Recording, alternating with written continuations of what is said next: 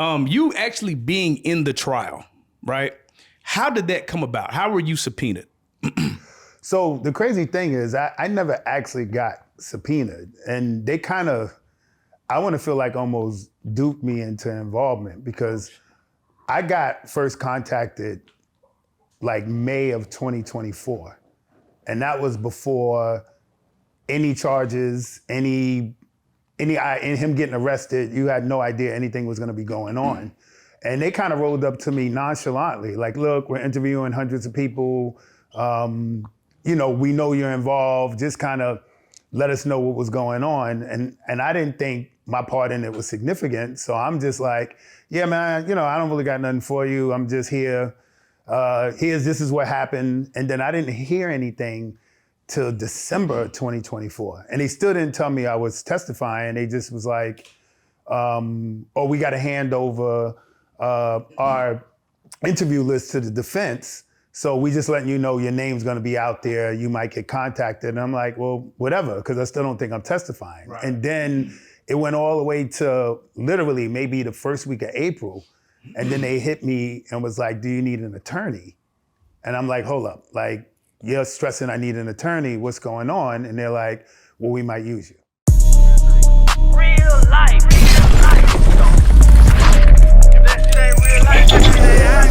It ain't real life. Just say real life street stars. You know what time it is.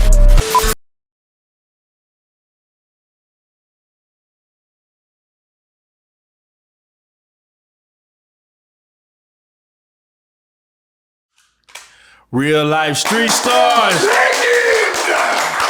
the building. Ray Hayes, Jesus Christ. Yeah. Ray That's Hayes. the government. Sheree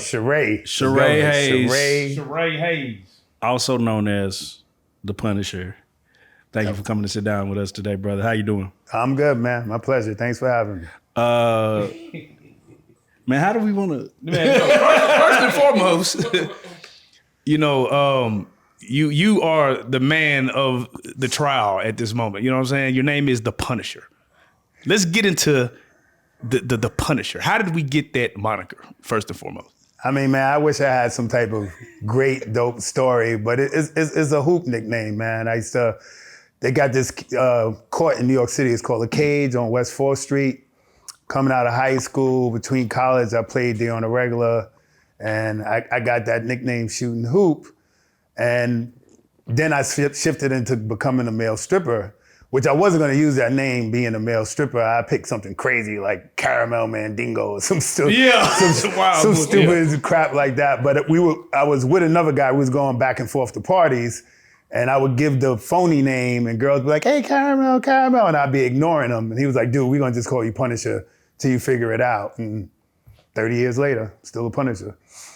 Now, of course, us from the outside looking in, the Diddy trial has been looming for a long time, right? And I feel like the first 2 weeks of the Diddy trial was just explosive. It was a lot of things going on, right? And then we found out a lot of things through the trial. You actually being in the trial, right? How did that come about? How were you subpoenaed? So the crazy thing is I never actually got subpoenaed, and they kind of, I want to feel like almost duped me into involvement, because I got first contacted like May of 2024.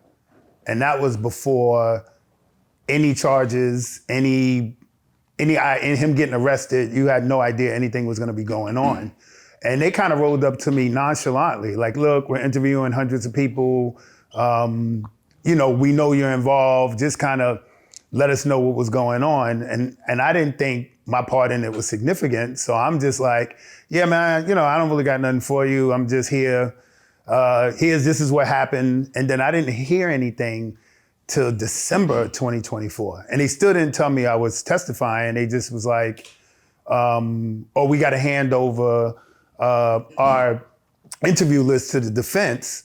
So we just letting you know your name's gonna be out there. You might get contacted. And I'm like, well, whatever, because I still don't think I'm testifying. Right. And then it went all the way to literally maybe the first week of April. And then they hit me and was like, do you need an attorney? And I'm like, hold up, like, you're stressing I need an attorney, what's going on? And they're like, well, we might use you.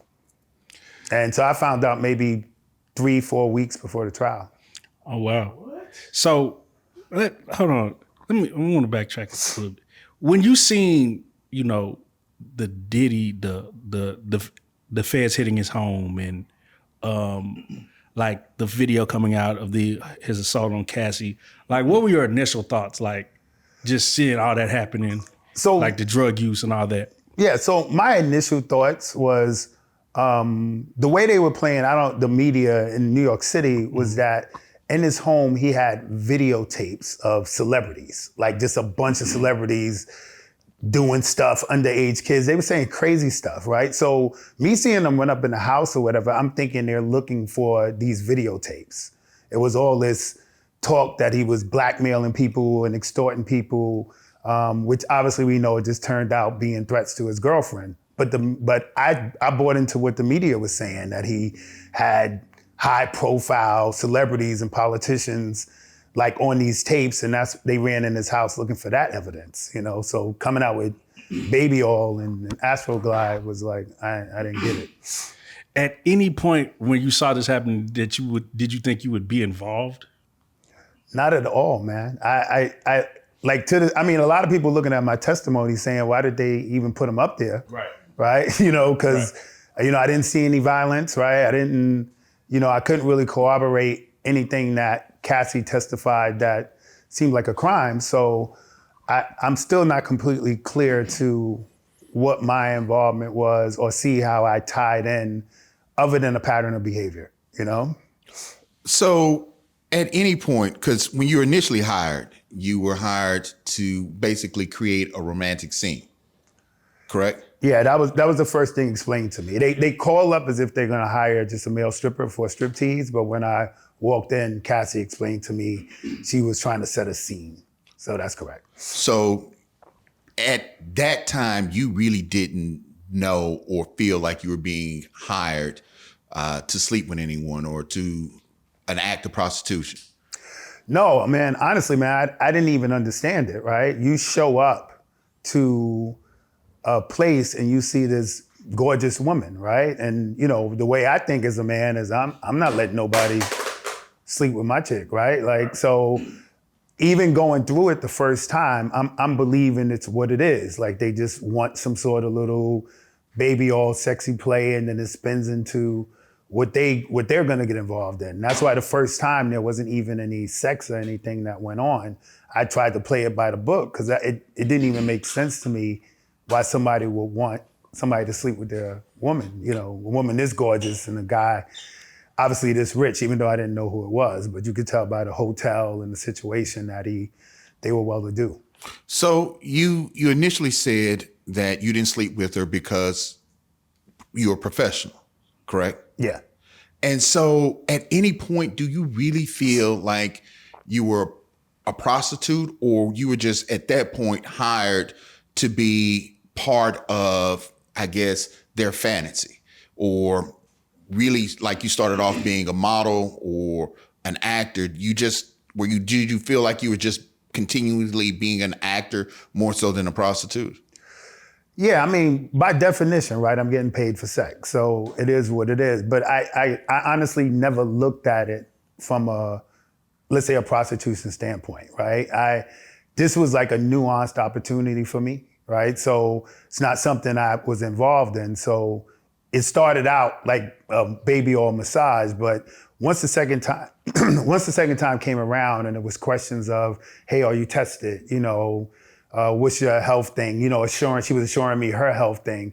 I knew it was gonna lead to sex, but I never in my mind played it as, all right, I'm doing prostitution. My ego was like, I created this story like, all right, Diddy gets all these girls, he probably messes with a bunch of chicks, and now he's giving his girl a chance, like kind of like an even, all right, baby, we gonna let you have some fun. Right. And I thought I was the dude, right? So I kind of played in my mind as just like a scenario, and I didn't see it as just like as transactional as it actually was. Now, obviously, you're walking into this room, you're seeing this beautiful woman. did you at any time be like, I hope it goes down? So seeing her, Yeah. absolutely. Right, because you know, Yeah, absolutely, man. Like that's almost like a Right. Like for a male stripper, that's a fantasy, right? Like Right. you show up to these parties and a bunch of old ladies, and you know what I'm saying. And For sure. So you in the back of your mind, like a dream scenario is to show up and it's this super beautiful woman, and it translates to that. The part that wasn't in the fantasy was the hubby whacking in the background. You know what I'm saying? Like that was the part I wasn't ready for. How often, and I just got to go off on tangent. How often do you get a scenario where you're coming in to entertain a woman that is beautiful? Like, does that happen? What's the percentages? So I say it's like a 10% ratio. Right? Damn, that's awfully low, brother. That's low, bro. It's low. It's a 10% ratio. Right. Right. So in that 10% ratio, you're gonna get it's low, bro. So yeah, like 1 out of every 10 is a dime, you know? How are you able to work under those conditions? You know, like you get 10% and then there's someone, she could be overly large or not very attractive. How are you able to still continue? Well, so again, man, just to clarify, I was a stripper. So right. So it don't matter, right? Yeah. If Big Shirley got the bread, then Big Shirley gonna dance, right? No, but see, here's it. You know, as a male, we're visual creatures. So, like, I always wonder, is it a way to cut that off? Like, because they want to be able to feel like that they're attractive to you. Like, I liken it to if I went into a strip club and when the woman comes and sits on my lap, I don't want her to feel like she's here for my bread. I kind of want to be romanced. As your attorney, I'm gonna ask you to take the fifth. I mean, listen, man, it's spot on, right? So what you got to do is you got to shift from your personal attraction and you got to make it about ego. Right. So I'm finna wear this motherfucker out. at the end of Real peace shit right there, man. bro, you gotta make it about ego. I'm to do all you fellas probably experience being somewhere with your fly gear on or whatever the case may be, and a woman you might not necessarily be attracted to compliments you and say, hey, sexy, whatever, you cheesing ear to ear. You know what I'm saying? Like compliments hit different regardless who they coming from. So when you got a woman, regardless of what she looks like, when she's in this infatuation space of her attraction to you, you got to jump in that moment, man. You know? No, that's And I have to touchy feely, like women that are too. Do you feel like that is a thing? Like, because again, like there might be, you might feel like this is more inappropriate than I actually want it to be. Do you ever get those feelings? Like, was that ever a thing? Yo, so seriously, man, you get desensitized, man. Okay.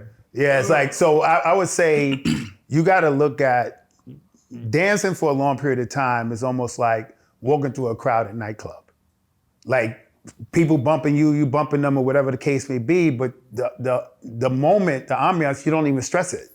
Yeah. You know, whereas a normal sexual scenario is like walking down the street, an empty street and somebody bumps you. It's overt. It's like, yo, what's going on? But when you do this for a living, you don't even feel the touches. Like I'm completely desensitized from that. What do you do? What do you say about the stigmas of the male escort? Right, a lot of people will try to throw, man, the male escort will do anything for money. What do you say to the people that say that? I mean, so what I really think that ties into, first of all, is the first place they go to is gay. Right? First place they go to is gay, and I'm not even going to say that's a bad stereotype. I'm going to say probably as many as 75% of male dancers or whatever, they dance for both sexes, you know? And so if a man dances for a man, then it's easier to peg that on him, you know? That's your choice, right? So me personally, I've been able to be in this 30 years and never had to work in the gay club, never had to auction off my manhood for a price, but I'm not gonna be judgmental on the guys that have the mental state to do it, to each his own, make your money. But I believe it starts there. And yeah, I mean, to some degree, when you put a price on your sexuality, then that stigma kind of warrants it, right? Anything for money. But I don't care what it is, everybody's gonna have boundaries, right? Okay, so now, right, with the court proceedings, they're pretty much labeling you a prostitute. Do you take offense to that? I don't take offense to it, right? Because the act itself was prostitution, right? I can't sidestep that, right? I think the only thing for me that throws me off is, like, I've been in this business 30 years, and if I've been in a scenario for sex for money, right, it's been, let's say, 20 times, right? And so now that's the prominent label, right? As if I was been doing that for 30 years, and it's never even been like an overt sex for money. Like every now and then I'll look up and that 1 out of 10 ratio, a call, and women don't call up and say, hey, I want to hire you for sex, right? They're very discreet with it. They say, do you do one-on-ones? That's what the chef, right? The chef that had that same scenario. They say, do you do one-on-ones? Do you do massages, right? Oh, that's the cat call. So I'll get the call and I'll say, hey, maybe, whatever. And if I get her to send me a photo and I'm like, oh, she looks good, right? Yeah. I'm going in for my own personal interest, and then it's the ego. Like, oh, I got a chick that wants to pay me. You know what I'm saying? Yeah, like, look, I don't care what you say. But name any guy that got an issue with, let me ask them, when the last time a chick paid you for sex? Right. You know what I'm saying? How many men can say that, right? So if you want to call me ego tripping on this scenario, then I'm gonna own that, right? But that is a ego boost, like flattering all day long. Because the majority of women don't have to pay for sex. And they get it, right? So if you're on that end, that's empowering for a man. So I'm gonna plead the fifth on that one. But that what you just said is very interesting, and I'm gonna go back to it. You said that a woman paid you to come out, but doesn't your intent to prostitute really decides if it's prostitution? Yeah, I mean, I guess you can frame it that way, right? But I've never advertised it, right? I never, if I'm propositioned and it aligns with my sexual attraction or in the scenario works for me, then I'll go there without a doubt. But I'm not waking up every day saying, all right, let me put some ads on Craigslist, you know what I'm saying, or whatever, and generate income through a trade-off for sex, right? But if I'm propositioned through dancing or whatever the case may be, have I indulged? Absolutely. So is that prostitution or a come up? Maybe a combination of both, man. Maybe a combination of both. Let me ask you one last question. I wanted to ask you, because we talked about it on the show a number of times, getting in that box and having these individuals ask you questions. How did that make you feel? You mean on the stand? On the stand. Yo, man, on the stand, I had to almost check out because forget the questions, man. Like walking into a federal courtroom, that ain't no Judge Judy, man. You know what I'm saying? Like, walk us through that. Just give us, describe that for us. Yeah, so man, like, first of all, it's they treat you in terms of the way they handle you as a witness, as if you're testifying on like John Gotti. You know what I'm saying? Like, yo, man, I'm talking about 2 agents come to your house, rush you in the car, you come outside, it's just paparazzi, everything's loaded outside, they grab you, they rush you in, you know what I'm saying? And it's like, yo, this is crazy. And for me, I got almost like blindsided because the procedure is supposed to be they hold you on the 8th floor, right? Right. And then right before you go on, the witness before you, the court is on the 26th floor. So they take you to the 26th floor and they're supposed to hold you in a room across. And then whoever's testifying before you, when they finish, then they'll bring you over. So I'm coming up from the 8th floor to the 26th thinking I'm gonna be held. And right before me, I think was Cassie's mom, and they didn't cross her. Oh. So she just came off the stand. And when I think I'm going in the room, they're like, No, you in here. And I'm thinking I'm walking in the room and I walk straight into the court. So I didn't even know. So, bro, you go in there, man, like the doors is like 15 feet high. It's like rows and rows and rows of attorneys. Like you sit up on a stand. I couldn't even find a prosecutor. And bro, I had almost like a panic attack, man. Like my hands started shaking. I was having trouble talking. It was rough, man. And the only thing that saved me was I got called to the stand about 10 minutes before lunch. So they just put me up there, they swore me in, asked me like 2 regular questions, and they had to break for lunch. And then they took me across the hall, and it took me about 15, 20 minutes, man, to gain my composure, man, to literally stop my hands from shaking. It was, it was, Did the government intimidating. prep you before the testimony?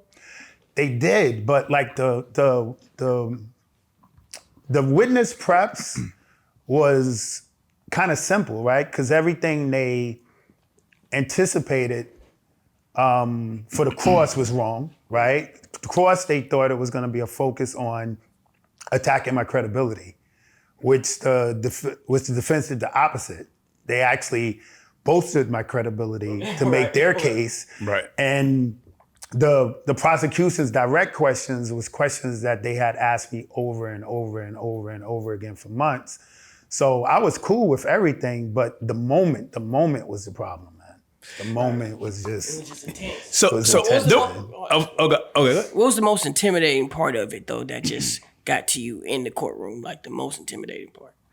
The most intimidating part for me, if I'm keeping it 100, was avoiding. First of all, I couldn't find where Diddy was at. Right. The room is too big. I didn't even know where he was. And then I was gonna avoid any eye contact, anything to any degree.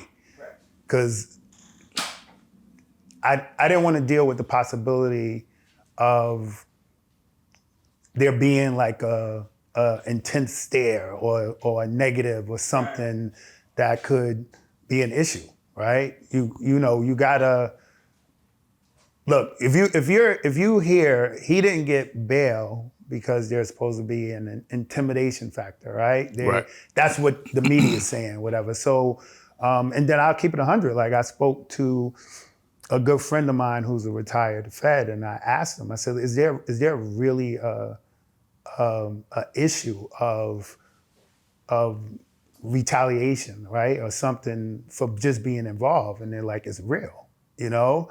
So you're in a real difficult space because you got the Southern District, you got the federal government on one end, not really giving you a choice, and then your testimony or whatever could be the difference or be contributing to somebody spending life in jail. So it's just, it's a rough spot, man. So now, one of the things, right, there's a guy named Inner Press or Inner City Press that's covering the case. Everybody's hanging on every word. And one of the big things that came out of the testimony was that you almost made it seem as if you weren't coerced, or it didn't seem like Cassie was coerced into doing this. She actually liked doing it. So for you, was that the statement? It's just like, it didn't seem like Diddy was holding her hand to the fire to make her do these freak offs. It was something that she was a willing participant in? Yeah, I mean, man, that's my honest experience, right? Yeah. Like, I remember, and this went on 2.5 years. Right. And in 2.5 years, I never said a word to Diddy. We never had any communication. I never even had eye contact with him. Right. So. He was a fly on the wall, baby. Yeah, so all my conversations, all my interactions, everything is with Cassie, and they're all cordial, right? They're all cordial, they're all cool, they're all pleasant to the point where like we're cool, And so I didn't get a read of anything that could have remotely seemed like she was in distress, right? And the only things that I think the prosecution was trying to focus on, there was moments, because he would give directions, right? So there was moments when the directions would be very specific, like move the candle, like, all right, move it some more. Right. You move to the left, grab the oil. And at times I seen her like sigh, like, you know what I'm saying? Like whatever, but I think, maybe those moments of her frustration, they wanted that to be distress, but I could not go up there from a place and frame it as distress because that's not how I read it. So there's, when you go to his house, there's gangs, tons and loads of baby oil everywhere. Nah, so it wasn't a house. It was hotel room. The hotel room. Yeah, not that, man. So the setup would almost be like this, right? Right. Okay. Okay. This is almost a setup. I was like, yo, are they trying to recreate the scene, right?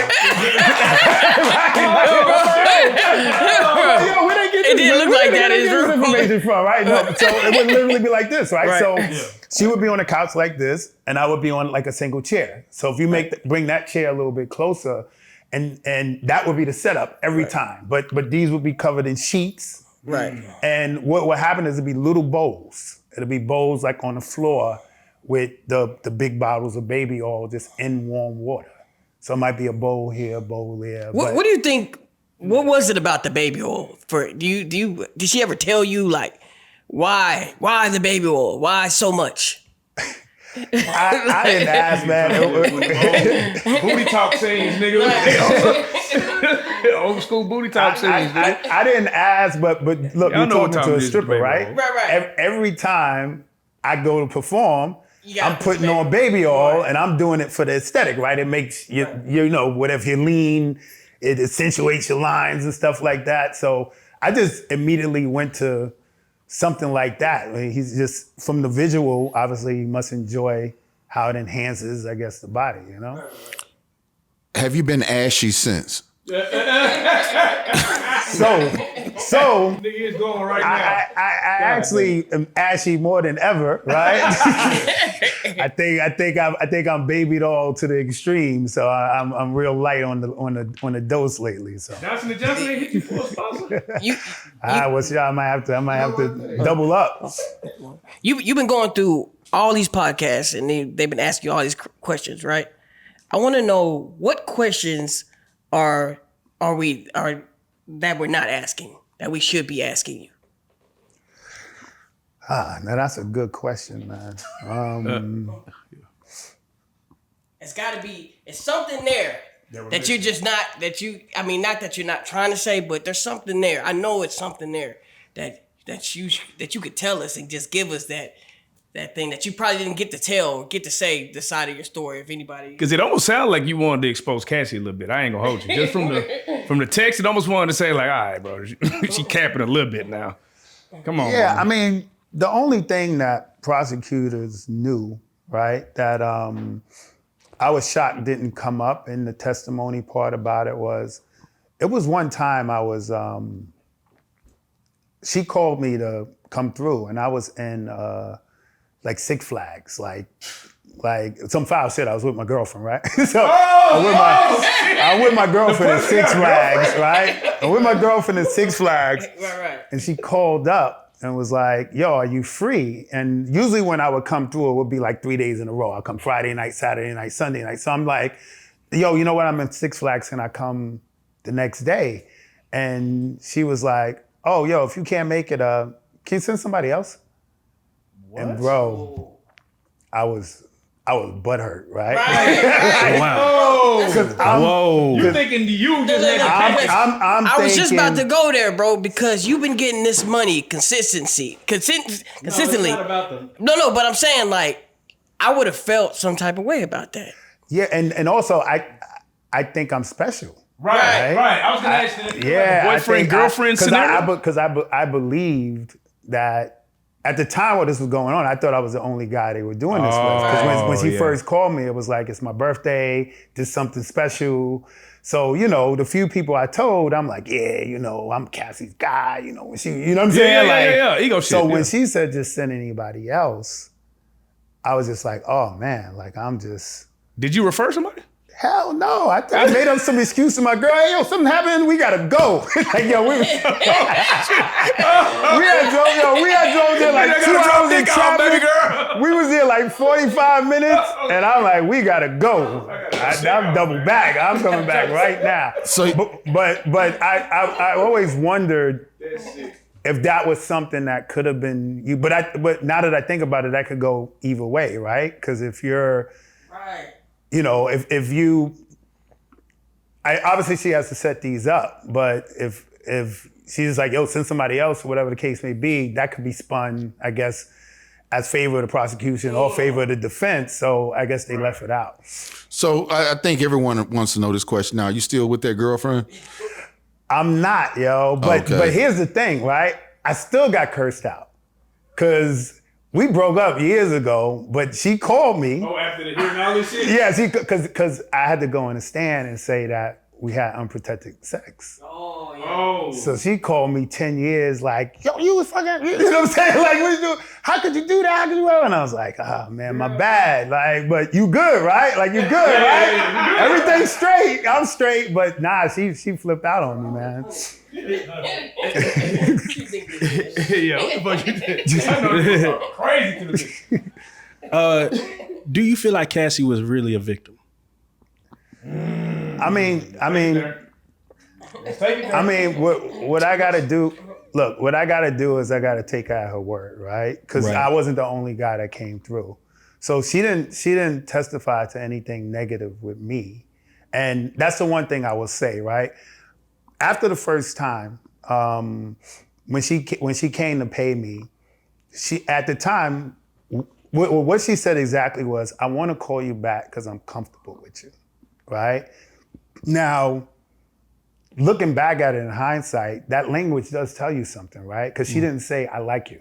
You know what I'm saying? She didn't say, I'm feeling you. She didn't say that. She said, I'm comfortable with you, right? So I'm not gonna go and say whether she was a victim or not. How I like to sum it up is, if there was scenarios where she was doing this and it was uncomfortable and it was against her will, I would like to believe I was the guy that, if I gotta do this, right, I'm comfortable with him. I was just gonna say, so with that being said, when you said that there was a moment when she said can you send someone else?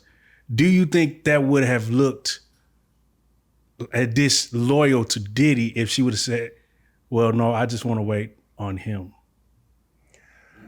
Well, in hindsight, no, because they were running dudes through their, you know what I'm saying? Like, he didn't care. Like if you look, if the details that's coming out is legitimate, he had her just calling random websites and going on Craigslist, just finding guys. So I don't think he cared per se. You know, in the moment, like I said, I'm thinking I'm special and it should only be me. And I was like, that's why I'm coming back. But I don't think so. Did you at any point feel like you needed to get tested after that, after finding out that you were just like, there was multiple? Nah, because I didn't find out till the trial. Oh, I just found out, dude. All this time, all these years. Okay. I thought. You thought you was special. Yeah, because you gotta remember this. I mean, he's the Punisher, bro. He's special. That's what I'm saying. And then this went on. This went on with me and them to 2015, right? Was her single out? Was that? Was her single out? Like her song was? No, her song came out 2006, right? So. Oh, so she was already. hot. Yeah, yeah. So I dealt with them from 2012 to 2015, right? 3-year run. Yeah, and when did they break up? Like 16, 17, right? So yeah. Yeah, so I'm really thinking like, I had that run, whatever. And I remember when they broke up publicly, this is when they broke up, it was like, I felt it like, damn,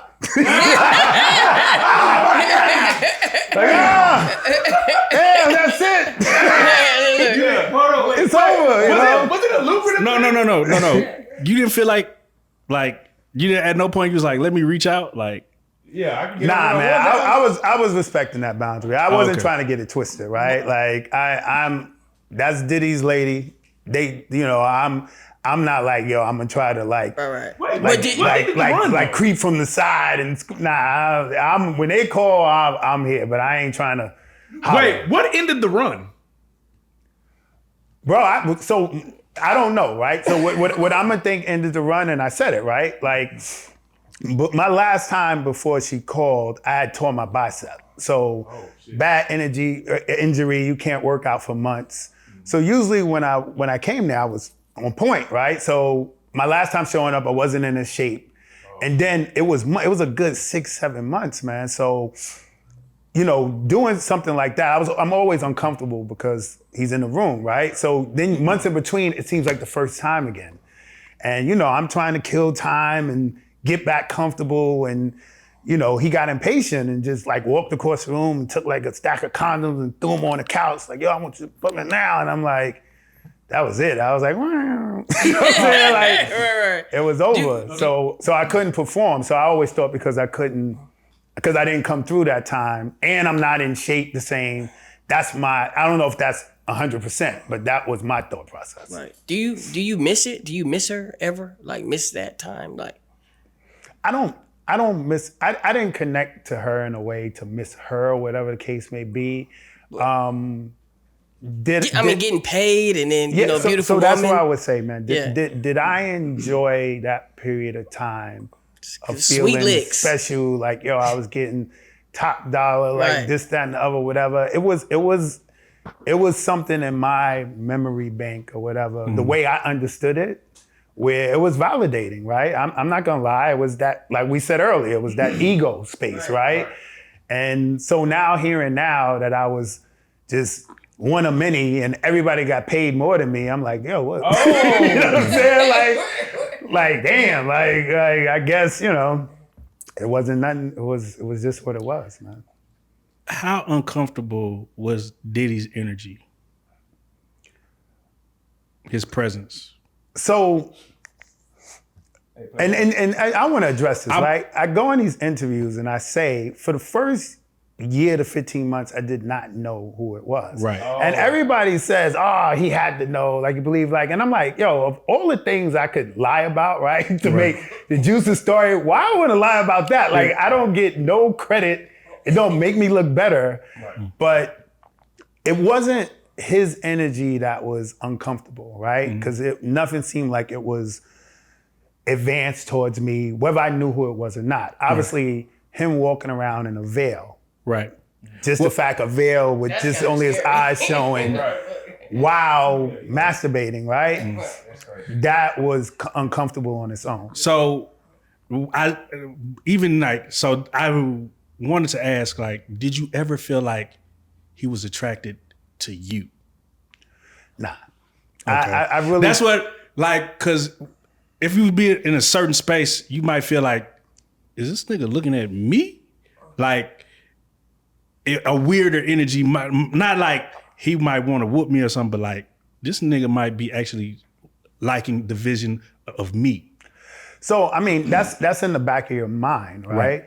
But the way it actually went, and I think which was helpful was that he never spoke to me, right? He never spoke to me and I acknowledged me. So if all his communication and his conversation and everything is going to her, right? It kind of takes me out of it. But I'll tell you that it was a real thing. Like I wrote it in my book, right? I can't hear, right? Club all these years, I got hearing loss. So sometimes he would say stuff to her. And if I didn't, and I'm not hearing them clearly, right? So, and once I found out it was Diddy, there were rumors about his sexuality, right? So I'm serious, bro. He would say something to her like, like I said before, like he'll say something like, I like to position you in, and my mind would hear, I can't wait to penetrate him. You know what I'm saying? And Right. I would hear, and I'm like, what? Like, you know what I'm saying? So, you fucking up the move, my buddy. Yeah, Wait, what is that? I gotta whip this kid. So I would, and obviously that wasn't the stuff that was said, but I'm emphasizing that there was a worry that, all right, I don't want it to get too comfortable and there's something goes left, but nothing ever did. It was cool. Where were you when the list of all the prostitutes dropped? Because at first they said the name Punisher, but nobody had a face to it, right? But then one day, boom, on the internet, it's like nine people, and they just have everybody's face plastered all over the internet.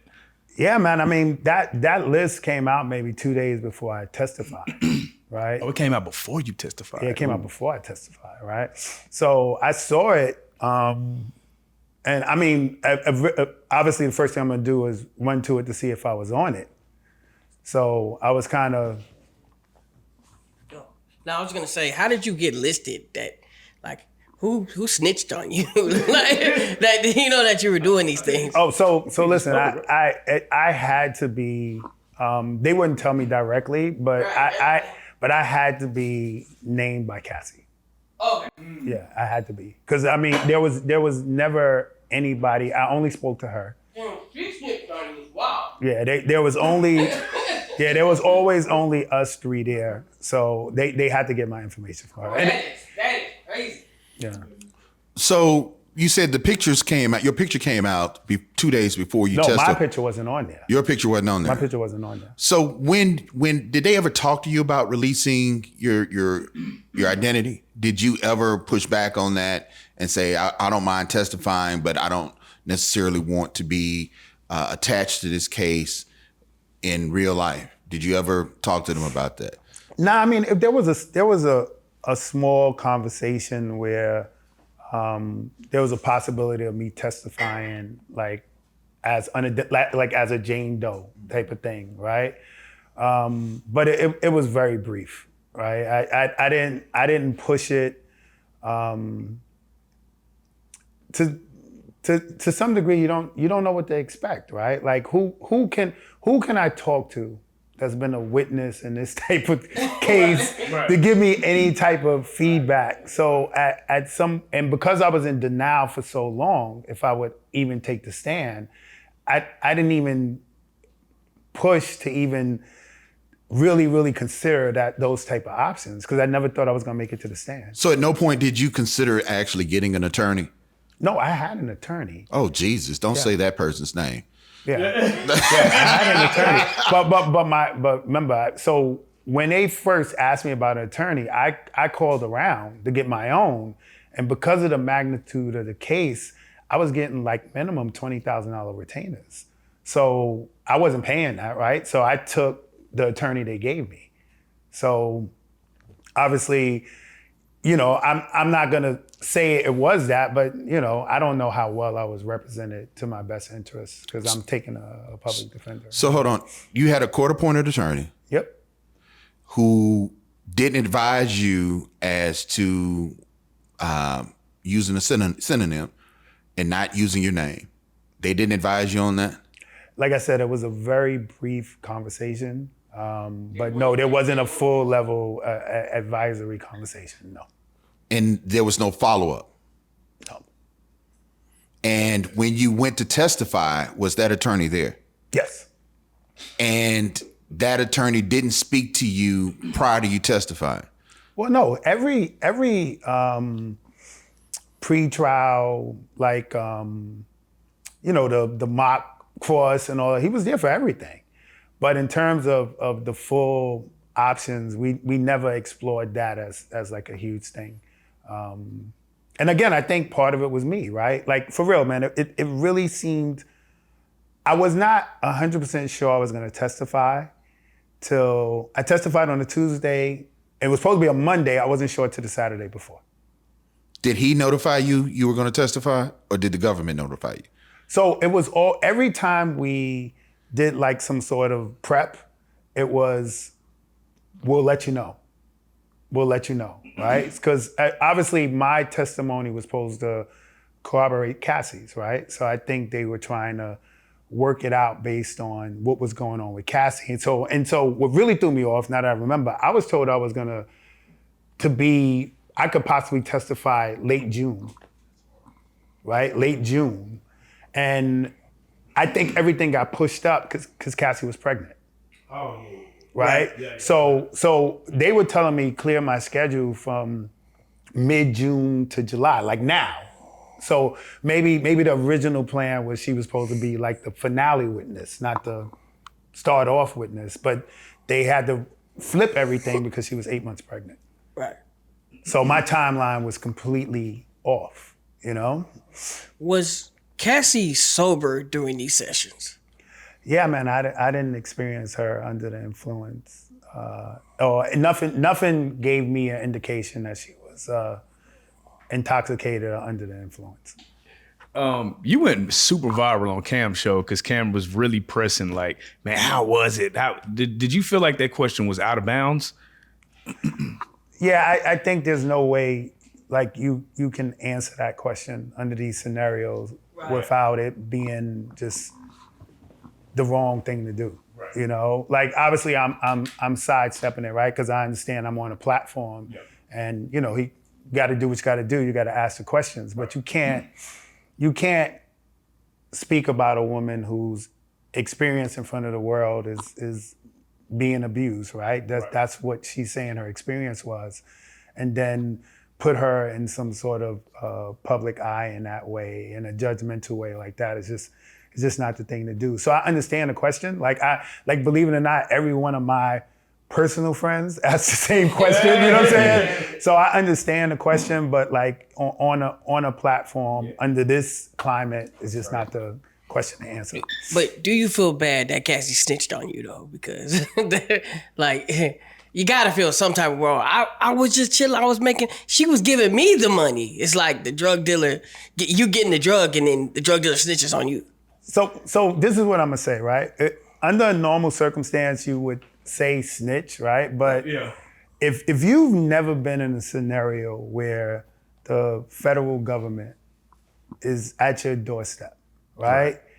And we see it all the time. You see the gangsters, right? Once they get in front of that law, it's very few of them that don't snitch. You know what I'm saying? So, to me, there's no benefit for Cassie even testifying, right? She already got her money. Right. She got her money. She was compensated. Like she was good. So I feel like her involvement, even though she probably does want some vindication from what she's saying she went through, but if she could have just not did this, she probably wouldn't have, you know? And if they're saying who's involved, what you gonna do?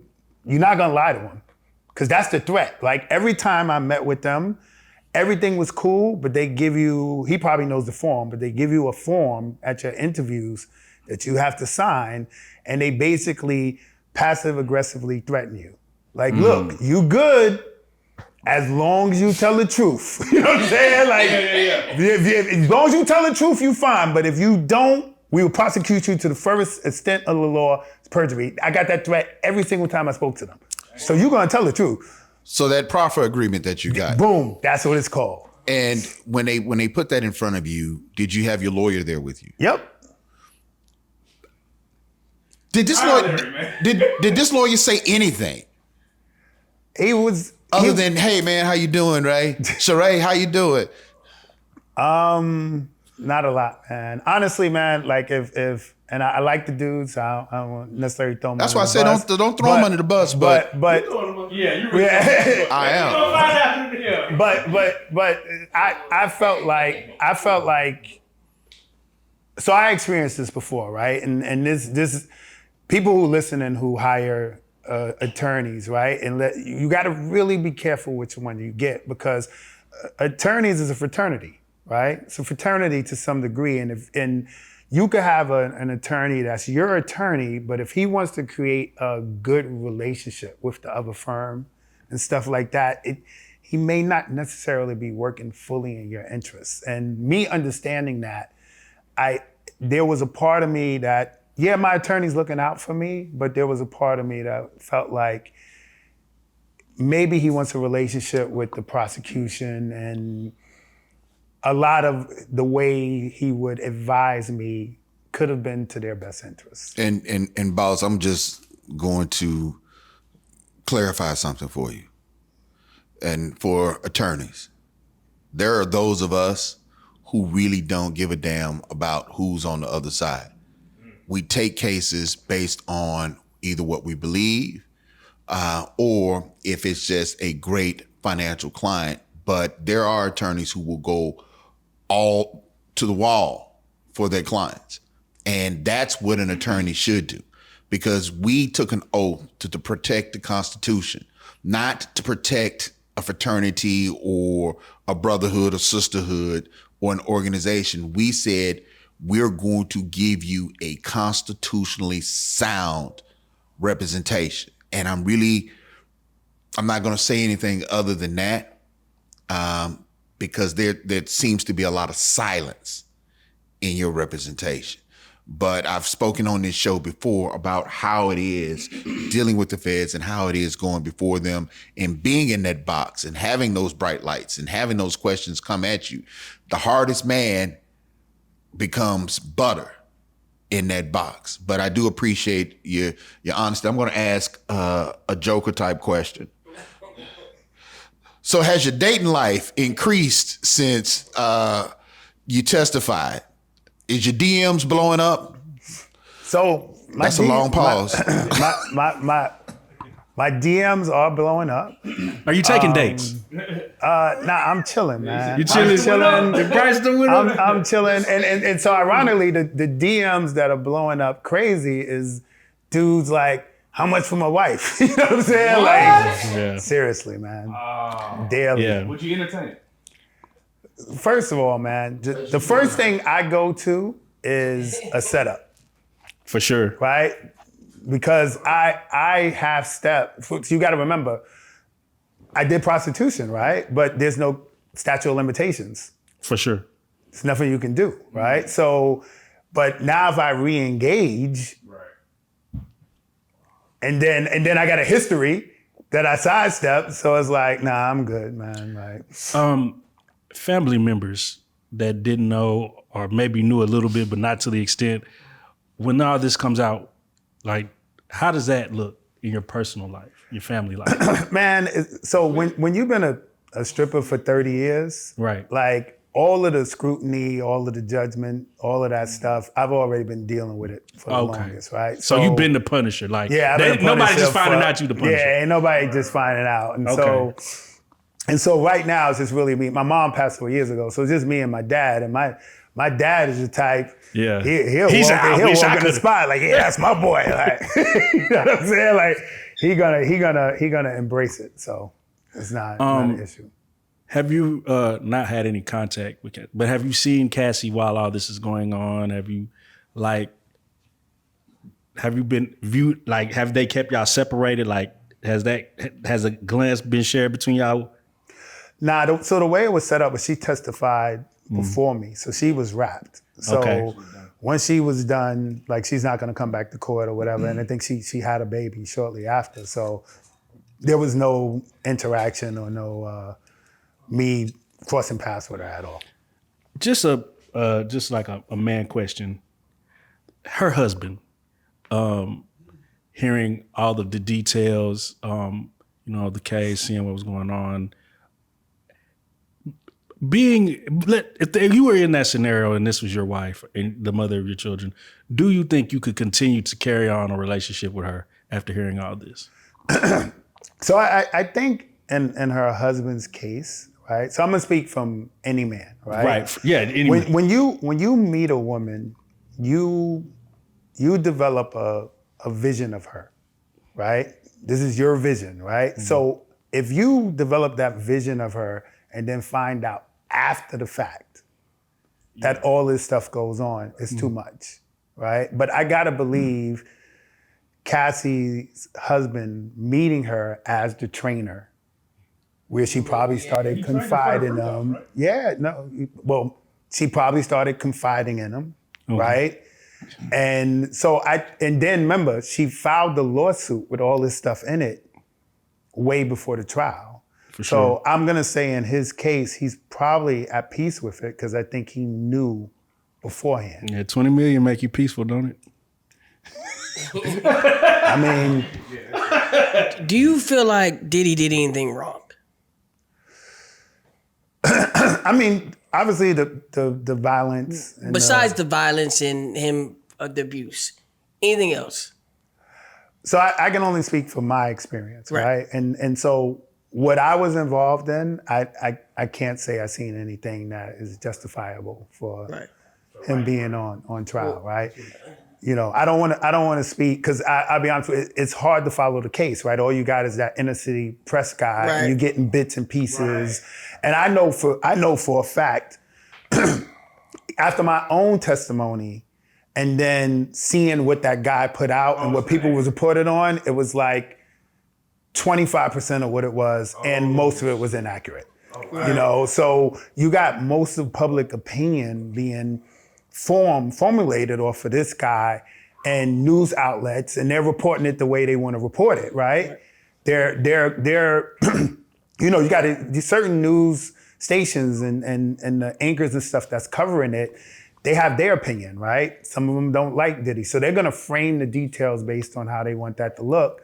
And then you got some people that are, you know, against Cassie. Oh, she was in it, and they frame it that way. Right. And everybody's doing that on like 25% of the information. There's very few people in the courtroom reading the full transcripts and reporting it based on every detail. Who would you say is doing the best job of doing that though? Like when you sat back and looked at all of it, who would you say said, okay, they got it pretty close? Real life lawyer. Believe it or not, out of everybody that I spoke to, probably TMZ. That's crazy. TMZ. Yeah, TMC, they do their thing. Did you cause like when you found out that you were, you know, sleeping with Cassie and, you know, did you ever, you know, you had to tell your boys and stuff like that? Yeah, man, you know, did you ever keep any souvenirs or anything like that? Like, hey, I'm gonna keep the panties, keep the drawers. Nah, no souvenirs enough. But I mean, bro, just so I would say the only silver lining out of this, right, when it first came out for me was I didn't tell a lot of people, but at the end of the day, I'm talking to dudes and like, yo, you know, I remember over COVID, like everybody stuck in the house and I'm on the phone and I told this circle of dudes from my gym on a group chat that it happened, and everybody on the phone was like, oh, word, like whatever. And then when I hung up, it was like, you capping, get out of here. You know what I'm saying? The thing about it was when all this came out, like the validity, like, yo, this dude was telling the truth. Like all of this stuff really happened. That was kind of like, yeah, it's like, yo, man, Right, like I was keeping it 100. Like if you doubted, if you thought it was something else going on to it, it was really happening. And then the fact that it happened in trial, right? Because I don't want to deal with the speculation of, yeah, did he probably take that? You know what I'm saying? Right. Like this is on trial. I'm testified. I was investigated for 11, 12 months. I didn't say a word to the man. I never had any interaction with the man. So it also clears things up for my own, like, sexuality and rumors and stuff like that. So that's really the only silver lining. I don't got no baby oil panties or anything that I took home. But there was a thing where they were saying that he was taking the ejaculation and then rubbing it on his nipples and just wild extra shit. Like, were you made aware of that after the fact? So exactly what was happening was after the fact, but I always suspected something. And the reason why I suspected it was it was like mandatory that I had to finish each session orgasm. And it had to be specific. It has to be all around the outside of her vagina. You know what I'm saying? And what made me kind of figured something was going on with it. And honestly, what I thought maybe he was like licking it. You know what I'm saying? That's what I thought, right? But I don't know. I didn't see. That's what I thought, right? But the cue was I would do it. And so, mind you, I told you, all the couches are covered in sheets. We start wearing towels. And when I would finish, she would never wipe off. He would get up, walk out the room. She would follow him. And she would follow in a way to make sure it doesn't come off. So I suspected something, but I didn't know it was the nipple lathering type of thing. Did you ever ejaculate in her? Like, maybe it was like you got one off and he's like, oh, let me put. Nah. And the baby's yours, nigga. Nah, never that. And the truth of the matter is, I never made it to orgasm from penetration. Gotcha. We would always do the penetrate because I was medicated up, man. I was on a bunch of pills, and I don't know if you ever over medicated on pills, but you go numb. You can't feel nothing, right? So we would always finish sex, and then I would have to rub it out. I had to rub one out. So it was very direct. Huh? You seen Cassie off the natural, or you said you was on the pills? Oh, dog, I was on every pill I could find, man. Like I was uncomfortable, so I had to. In your book, you describe erectile dysfunction as freezer meat. Yeah. That name is wild as fuck. How did you come up with that name in particular? All right, so real talk, how I got the name. I was on vacation with this girl. We was in Turks and Caicos. And so we on this Turks, beach. nigga? Turks and Caicos got this beach, man, where you could walk like a mile out into the water and it comes to your waist. There. Yeah, yo, it's the bomb, right? So we out there, and during this time, I was already dealing with the kind of erectile dysfunction issues, but it was mental. Right. But I'm out there in this paradise and I didn't get anxiety and we messing around in the water and I got brick. And so when we messing around, she reached down and when she grabbed me, she said, damn, this thing is hard as freezer meat, right? So she said it to me, and at the time with me already dealing with erectile dysfunction, getting that type of compliment was like, oh, you know what I'm saying? Right. So that always stuck with me. And at the time, I didn't realize it was anxiety causing it. I came back with some dumb, it must be the Caribbean. You know, you get that sun and the sun from the Caribbean. And so I believed that was it. Yeah. But it kind of set a standard that I was trying to get back to. So I named the book In Search of Freezing It. For men that are dealing with that, like, what would you tell them some things that they can do to come back from in that situation? I mean, what I would tell them to do first and foremost is you got to understand it's mental, right? It's mental. And so what I was doing that was messing me up was I kept trying to fix a mental problem physically. Right. Was it stemming from the Cassie stuff? The Cassie stuff contributed. That's why I put it in the book. So where the Cassie stuff took me out at was most guys, and a lot of dudes is messing up. You got a lot of guys that's younger that's using pills and using enhancements that really don't need it. For sure. Yeah. Right? So I started the same thing. I started taking pills in my 30s when I didn't need it. And then you get into a scenario where now you're dependent on the pill. And if you get into a situation with pressure, because we all every now and then meet a girl that's like, I got to put this down. I want to make sure I come correct. And if you run into a scenario where you don't perform, now you're thinking the pill didn't work for me. And so in the Cassie Diddy situation, what I would do is you're supposed to take one pill, 20 milligrams. And going into that situation, one pill, 20 milligrams was good. But the anxiety made me next time I'm gonna take 2 pills. Next time I'm gonna take 2 pills in a honey pack, whatever. And that don't do anything.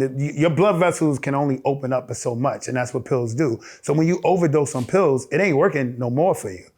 But anxiety creates cortisol, which constricts your blood vessels.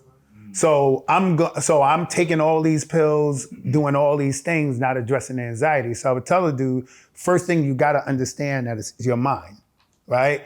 And then once you understand it's your mind, then you play around with what remedy you're gonna use and get yourself as comfortable as possible. And if that still doesn't work, like I say in my book, there's other things you can do. And I kind of chronicle all the things that I did to fix it leading up to the ultimate thing, which is an implant, and the biggest thing about it is don't give up. Yeah. What was the worst thing that was causing it through your chapter? Like, what was the worst thing that you figured out for you that was causing the anxiety? So the worst thing that figured it out, and I got to keep it this way, it's the feedback from your lady or the woman that's in your mind, your life, right? It's already as guys, as we get older, we already understand we ain't the same dude when we was in our 20s. You know what I'm saying? So you're gonna feel there's a difference. Even if you still doing your thing sexually, you ain't that guy, right?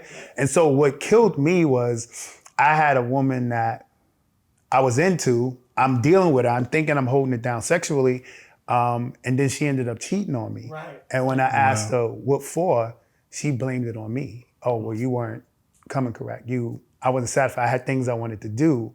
So when you're already struggling, right, and you're not at your best, and then somebody tells you they stepped out on you, that was like demoralizing, right? Because now I'm putting all this performance anxiety, all this extra pressure on me, and it messed me up in the head, bro.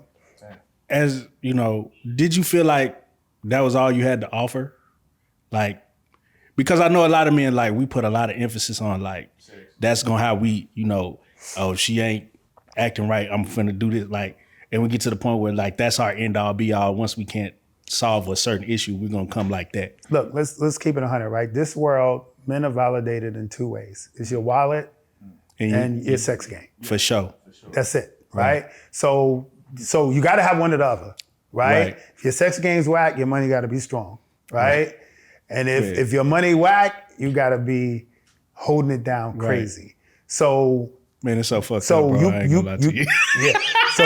So now if you got both, you can't tell us nothing. Right. Now we entitled, right? Now I gotta have a girl, a side girl. You know what I'm saying? Like whatever. You believe that. You believe that's what you supposed to have. So I don't care what else you want to put into play of what's supposed to matter. That's what we're judged about as men, right? And that equates to your masculinity, straight up and down. If there's nothing more emasculating than not being able to perform sexually for a woman that you want to hold down, and there's and the other emasculating thing is not being able to provide and hold shit down, right? In a circumstance where you have to. So most guys, as they get older, if you don't have one of those two things, you got dudes depressed. You got dudes in marriages. You hear about dudes in marriages that in relationships they ain't sleep together in years. They stay in separate rooms and stuff like that. Those are guys that gave up. Right. They gave up. Their sexual confidence is low. Their money's not right. Yeah. So they're just a shell of themselves accepting it, right? So that's really what the book was about. Man, you need to step into some life coaching, bro. Probably. Bro, for sure. Because I mean, really, there's a lot of men that battle with that, and they just end up accepting, that this is life now. Then they become a shell of themselves. They just accept it and they live in it, but there's a way out of it. You know what I'm saying?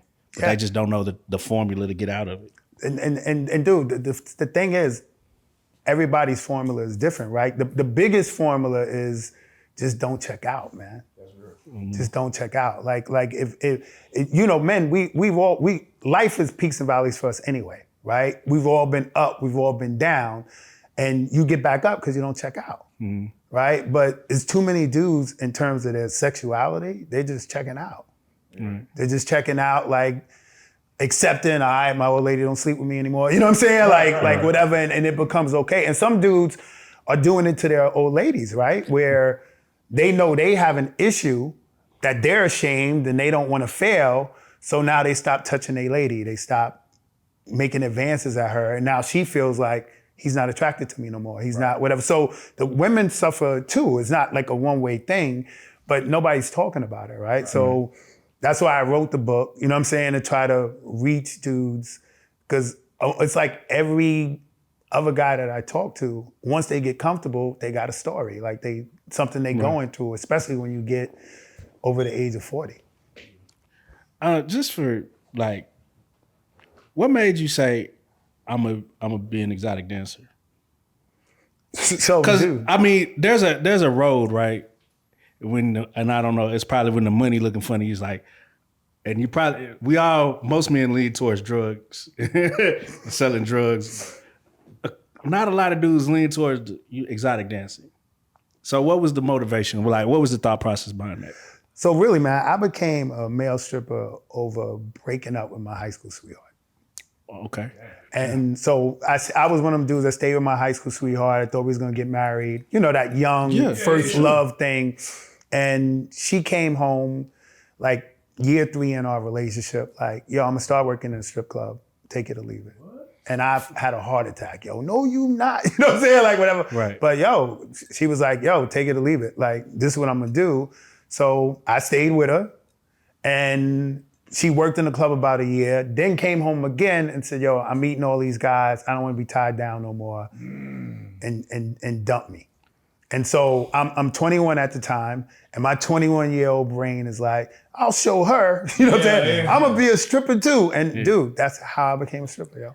And that's what made you the Punisher. Fuck that. Fuck that basketball player. Yo, that's what made me the Punisher, yo. Like, word, you gonna cut me off? All right, watch, you know. And that's really what sparked it, man. Right. Like I thought I was gonna get my girl back And, you know, whatever, best breakup ever. You know what I'm saying?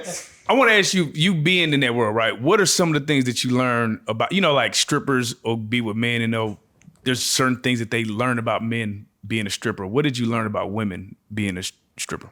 That women are exactly like men. Damn. Exactly, bro. Like, so bro, I'm 52 years old and I'm not look great, by the way. married. Thank you, man. And I'm not married. And I know the negative byproduct of being in this business so long is like a lot of female strippers say, you lose faith in the unity of relationship. Man.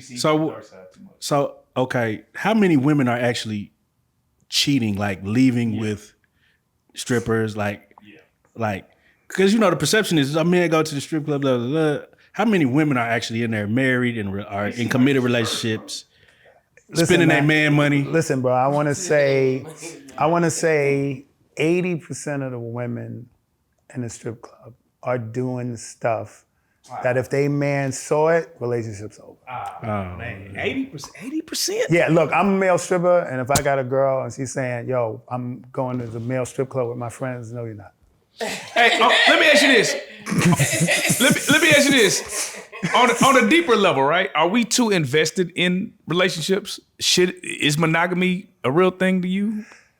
It's a real thing, not because of monogamy itself. It's a real thing because of a man's nature, right? Like, you know, I tell this to women, right? As a stripper, right? Like, so I'm a hypocrite all day long, right? But if you're a decent guy, there's so many options, right, for you with women, right? Right. So when I take this woman and I say, okay, you are mine, right? You are mine, and now I'm responsible for you mentally, emotionally, you know what I'm saying, spiritually, and I take on all of that, right? And let's face it, right? Some guys look up and they get that woman that what she brings to the table really adds to who you are. But if you are a self-sufficient man, you can do everything on your own, right? Like you want the nurturing, you want the love, but you don't necessarily need that woman. You want that woman. You know what I'm saying? So when I take on that role, if you're gonna take the thing that is gonna be more sacred to me, your sexuality, your body, your physical, and not a dude that just sends good morning texts, you know what I'm saying? And cracks jokes, he gets exactly what I get. I'm doing too much for him to get the same, right? So it's not just the physical of the monogamy, it's the role we play in a woman's life. Yeah. That's like, yo, the next guy can't just have that. You know, the trial was interesting, right? Because I think some men's fear is you get with the girl and you doing your level of freak shit, and then you find out, oh, it's a whole nother level that I didn't even get to, and I'm the nigga that married her. So for you, right, and you're looking back and you're like, I did the highest level of freak that possibly I could do with this person, and her husband may or may not have. Like, for you, if you were in that same scenario, how would you react? You mean if I'm the husband? If you're with a woman and you find out later down the line, it's a whole nother level I just didn't even tap into. So bro, that's what took me out, right? So I'm with my chick giving my best version of the sex game, and she was hiring one of those BDSM, like tie her up and whip her and all of that. Like, that's what was happening, bro. So I lived that, you know what I'm saying? That took me out, yo. Took me out. She was hiring like a porn star. This dude was all over the porn, internet, whatever, and calling them master and all this. And this is my lady. But you know what's so fucked up? You're probably doing that to other people. So it's like, do you ever feel like it's just karma? So that's what was fucked up, right? Because I'm the Punisher, right? I'm the Punisher. Yeah. So if we getting deeper into the story, she goes, well, I was expecting that from you and you ain't do it, so I had to get it somewhere else. Let me, have you ever met a woman and was like, I'm gonna dumb it down because I know if I give her what I really should be giving her, I might not be able to keep her? So here's the thing, right? I used to think that way. Right. Now I'm doing the most egregious, wildest, craziest, because ain't nobody doing it before me. You know what I'm saying? Ain't nobody, I'm coming up with just pure debauchery, bro. Like Pure debauchery.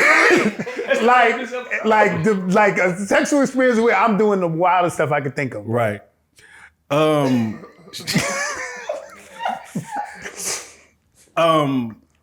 Do you feel like it will benefit men more to get a woman that's inexperienced? Yes. Yes. I think so. Everything escalates to a point, or can escalate to a point where it feels like work. For sure. Right? So if you're lucky enough and you have a woman that's simply satisfied, right? That's the bomb. Right. Yeah. Right? Like you don't want to have to put in an hour every time you have sex for her to orgasm, right? Like if you tell me I could pick a woman that it takes an hour to make her orgasm, or the woman that orgasms in 10 minutes, I'm taking a 10-minute job. Yeah, sure. Right? So there is a con to ramping it up, right? Where now you make your job harder, but then you got to have a real loyal woman, because if you make her comfortable with 10 minutes and then she run into me, I got a question. she running. What's the way that you introduce being able to do some super wild shit, like bringing another person in, or is that a thing for you? You just like right out the gate? I'm gonna put my secrets all over the internet, right? What I do is I understand that women enjoy sex in their mind, right? So I create fantasy scenarios that are risky, surprising, right? So something that I like to do is I'll invite a chick to the movies, right? And then I'm gonna pick a movie that's going out of the theaters. It's like the last fucking week. I'm gonna pick the last show on a weeknight, and I know I'm gonna go in that theater and it's empty. And we're gonna sit in the back row, and I'm gonna make sure she got her dress. And about 15 minutes in the movie, I'm gonna say, take your panties off. And she's gonna, what do you mean? You know what I'm saying? Like, she's gonna take them off. Punisher secrets. You know what I'm saying? Like,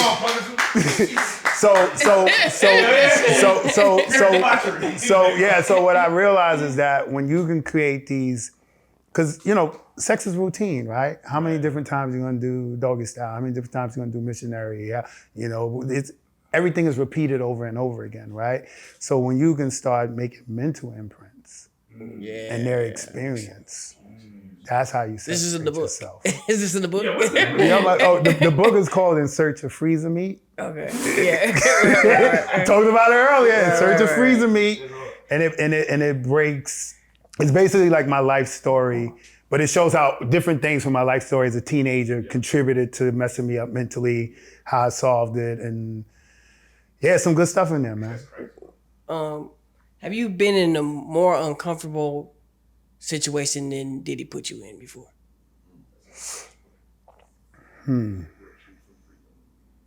So it's the timing of it, right? So the Diddy situation was only the second time I've been in. It's basically called cuckolding, right? Cuckolding is when, for the people that don't know, that's when guys hire somebody for their wives, right? So I had a situation like that before. That was uncomfortable, that I couldn't even participate because the crazy thing is, it's in the book. I had already, the first time I slept with, a dude paid me to sleep with his wife, I had already slept with her. Now that's funny. Now that's funny. The real story. He didn't know? No, he knew. Oh, and he got rave reviews. Straight up. So I had met his wife in the Caribbean, slept with her like on some one night stand shit, and then like a couple of years later, he just rolled up on me and was like, "Hey, you know what? My wife, you had sex with my wife." I'm like, "What?" You know what I'm saying? He's like, "No. She said it was the best experience she ever had. I want to hire you to do it again." And I'm like, "What?" You know what I'm saying? Like, right? So then he offers me like all right, yo, we gonna set it up, you know, blah, blah, blah. I was in town. I was like, all right, come through the hotel. And I'm there with two of my homies, right? And I'm talking shit to them like, yeah, yo, man, I got, this dude coming by, bro. I put it down on his wife so bad. You know what I'm saying? Like when I'm talking. And so I want cause she looked good. So I wanted my boys to see what she looked like, right? So he shows up with his wife. So I'm like, yo, stick around. And then when she come, y'all break out. So they open the door and my friends check her out and they see my two homies. And then he's just like, oh, well, hey, you guys stick around too. And I'm like, what? Oh, we putting on the show tonight. So then it ended up all three of us, which I'm only child, bro. I ain't with that. Right? You know what I'm saying? So and my boys, obviously this is something they knew each other years. They do this on a regular. They went into some WWE tag team match on this chick. And I was so like intimidated, like uncomfortable by it, I just sat with the husband. You know what I'm saying? And we were chopping it up, and my boys was just You killing that shit, boy. That boy over there killing it. and my boys was just going ham, bro. And so that was the first time that was uncomfortable. Yeah. That probably was more uncomfortable than the Diddy thing. But you know what the crazy part is, it feels like swingers seem more happy. Like they're more like they don't deal with that part of the problem. Like, you know what I'm saying? Is that what, have you experienced that or no? So right now at this point in my life, I know a bunch of dudes that are trying the swinger thing, and it's the same thing, bro. It's the same insecurities. I think this is just African American men, because white men just be seeing this so. You know, you could be right. I can't call it from I don't have white friends that are swingers that I can get their feedback. But my African American male friends, they've run through the same issues. Cause and this is just being a black male, but you go to certain spaces like Vegas and a dude will walk up to you like, hey man, my all wife. Day. All day, just straight recruit you. Hey, right. like, yeah. So that brings me back to the trial. Because of all the sexual acts that were talked about, and most of America being in shock by what they heard, do you feel that what Puffy was doing was that uncommon? I don't think America is shocked by the sexual stuff. No, yes, we were. Nigga, we've never heard nobody ejaculate and rub it on it. That was some next level freak shit, bro. Yeah, I mean, but that's all you can name. Right. Yeah. So exactly, right? Yeah. So you got one. Yeah. That's all you can name, right? Everything else, if you're an adult, you know this stuff goes on. So I don't think anybody's. I think what people are struggling with trying to figure out is if this was forced or not. Right. If this was something she was made to do against her will, and that's the place I think the public is being are struggling with. Was it? Do you feel that it was forced? Again, like I can only speak from my. Yes. Yeah, so I'm only gonna speak from mine, and so in my situation, I got no read on that. You know. Okay, the judge bangs the gavel and says, "Puffy, you got life because of this." Do you feel it's justified? Because that's what he's facing, right? Am I tripping? So I've been trying to figure this out, and he can probably help with this, right? The charges of racketeering, right? Racketeering and sex trafficking, right? So I know there's an element of sex trafficking because he did have some of the escorts travel, right? They just released documents and stuff like that where they're at the escorts are at agencies and stuff like that. And then I guess the racketeering is him using his assistants, right? To set up rooms, drive with him to Kid Cudi's house, these type of things. So it's so unclear what is the threshold of you just doing that and that being organized crime, right. And again, everybody's getting 25% of the information, right? So I haven't heard enough from the 25% that I'm hearing, life in prison sounds like a big thing, but I don't know what I'm not hearing, you know? It seems like it's becoming more common that more African American males are being put on trial for what they like to do in the privacy of their own homes. Do you think this is going to start being a trend that we see, like that more men in positions of power, money, and influence are going to be starting to get took down because of the things they did sexually? So I would have said yes, but didn't they close the window on that law where people can bring up old sexual assaults and stuff like that? They didn't close the window? So what the Punisher is talking about is there have been several states that have recently, over the last 4 or 5 years, passed laws that opened up the time frame in which a victim can come forward and actually have the alleged defendant prosecuted. And so there have been some states that have pulled that back and said, okay, we went too far in that regard. But there are still many states that have those laws on the books. And so, and I think also it's with good cause that those laws are on the book, because when you have 18-year-olds, 17-year-olds, 19-year-olds who have been subject to sexual assault or rapes, mentally, they may not be able to come to grips with what happened to them until they're older. And so giving those individuals, men and women, an opportunity to come forward, I think is important. But it just really depends on where you are in that regard. But many of those laws are still in play. Yeah, so I think what I would say to that is, I think we'll still see a ton of lawsuits and accusations.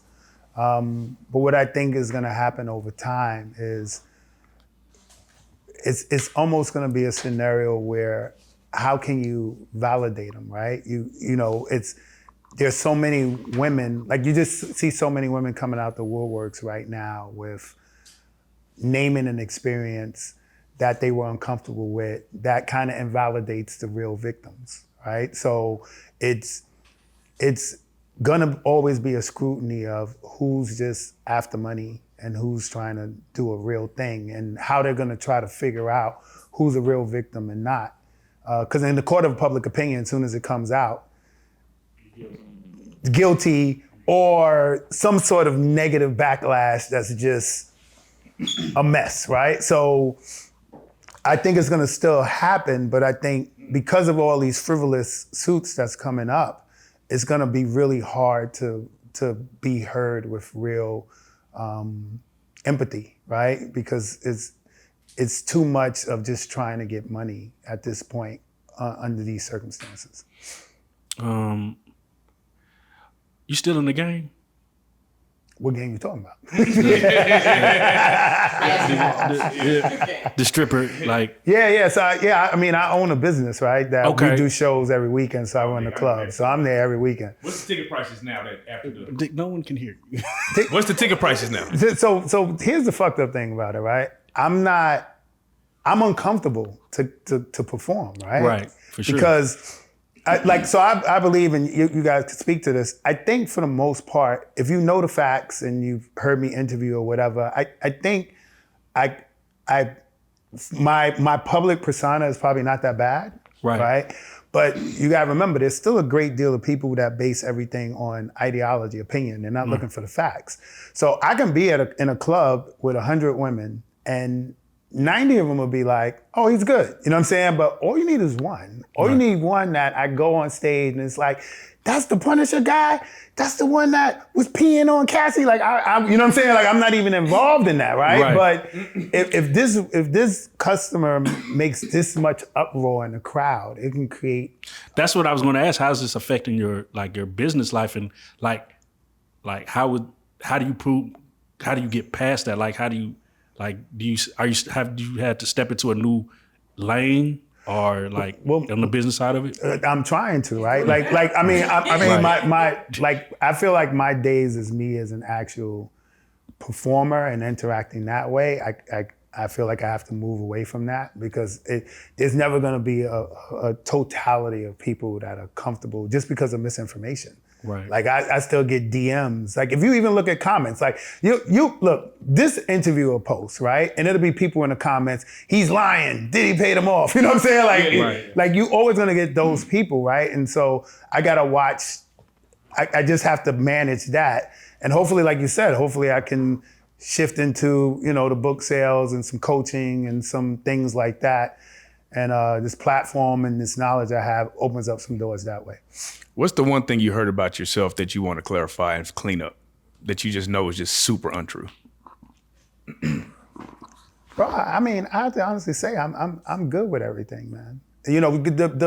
I'm not gonna address the opinions that's coming from the people who are not informed, or you're just gonna get those batch of people that they just want to see you in a bad light. Right. So I'm not gonna, try to prove myself to them.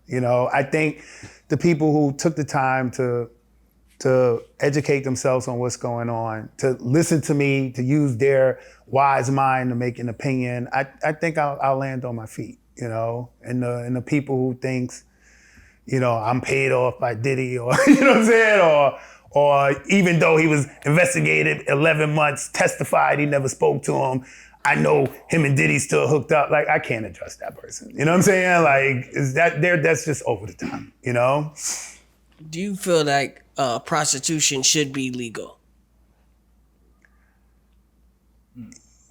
Well, so I'm gonna say no, right? And I'm gonna say no because people toe the lines, right? Like, look, drinking is legal, right? But we still catch 18-year-olds in the club buying drinks, right? You can only police it but so much, right? And people's gonna push the line, right? Prostitution is illegal and people are pushing the line, right? When you make it legal, yeah, it's too much, right? Keep it legal and people will push the line. I'd rather see them police it loosely than make it legal. If you could take anything back from the Cassie and Diddy situation, what would it be?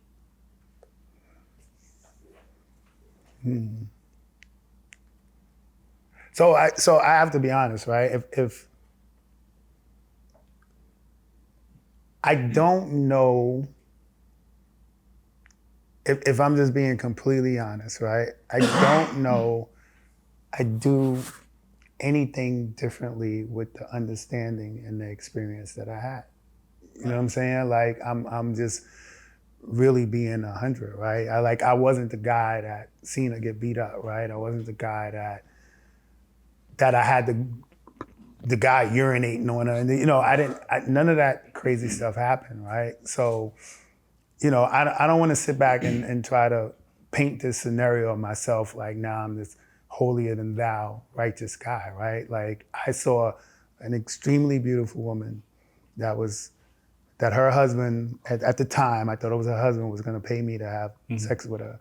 And if I show up to a party tomorrow and I open the door and I see a woman that looks like that with a stack of money, if I'm keeping it 100, which kill me in the comments, you know what I'm saying? But I can't say I'm gonna be like, nope, not this time. I might be like, right, yeah. You know what I'm saying? Nah, for like, real. Like I just, So, if there was a moment of you saw that might have been maybe too aggressive, or he was handling her in a way that you felt was aggressive, would you have stepped in? yeah, man. Yeah, not necessarily on some. I'm gonna whoop his ass, but Yeah, but like, bro, you wildin'. You know what I'm saying? For sure. Like you wildin'. But you know what I'm saying? I would have to, right? Like, for sure. Like I'm not gonna look at that, and then see, I'm gonna think from an intellectual standpoint, right? I'm gonna think maybe he's drunk, maybe he's high, maybe not. This is the norm, right? I'm gonna assume there's something that's making him go over the top, and then I'm gonna try to break that up. You know what I'm saying? Like I'm not gonna like I don't know. One of the dudes like, oh, I heard him in the room. I heard I'm not gonna just like, all right, let me just wait. Like I'm not gonna do that. What do you say to all the people that have all these stories that did nothing? Like they were there, they did nothing. They watched her get beat up. They were there, they watched all these heinous things happen.